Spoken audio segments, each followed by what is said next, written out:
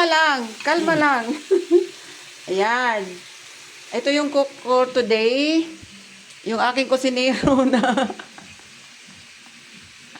gwapo ko kusinero. Siya daw magluto ngayon. Ang iyang recipe ngayon ay puchiro daw. Puchiro na pata. Ayan.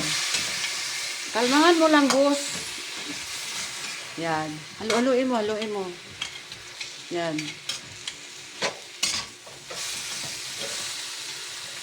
Puchiro na pata. Yan. Tapos, ito yung kanyang mga ingredients. May sayote siya. May kamote siya. May sago siya. May repolyo siya. Ang gulo ng kusina niya. Ako maglilingpit nito mamaya. Yan o. Siya daw magluto ngayon. Labas daw niya yung talent niyang nakatago eh. Si Mr. Satori. Sarapan mo yan ha. Yan. Lagyan mo kunting tuyo. Kunting tuyo. Huwag asin kasi. Ang asin, konti lang ha.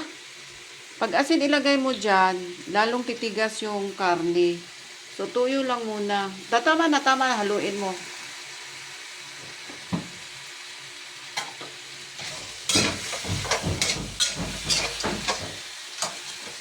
Tapos, alam mo ba, ilipat mo yan siya sa pressure cooker.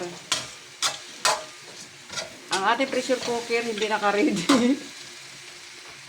Kunin mo yun.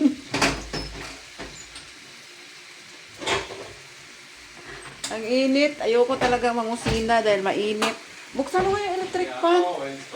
James! Always find something James! wrong. Buksan mo electric fan. Ayan, maingay. Ito yung tagakain. Naka-live ka? Buksan mo electric fan. Hindi ah. Ano mo? Huwag mong po-post yan. Pinaparelis nga to ni Papa mo eh. Na! What's the point of the video? I-cut mo. Cut mo ngayon. Mamaya ako mag-edit nun. Sa dulo?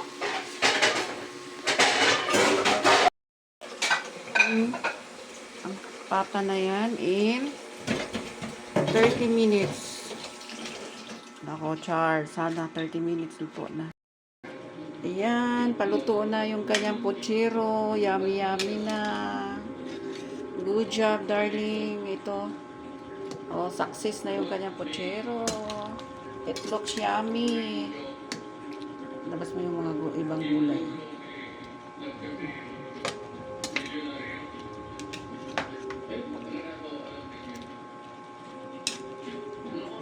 Ayan. Kulo na lang ng konti.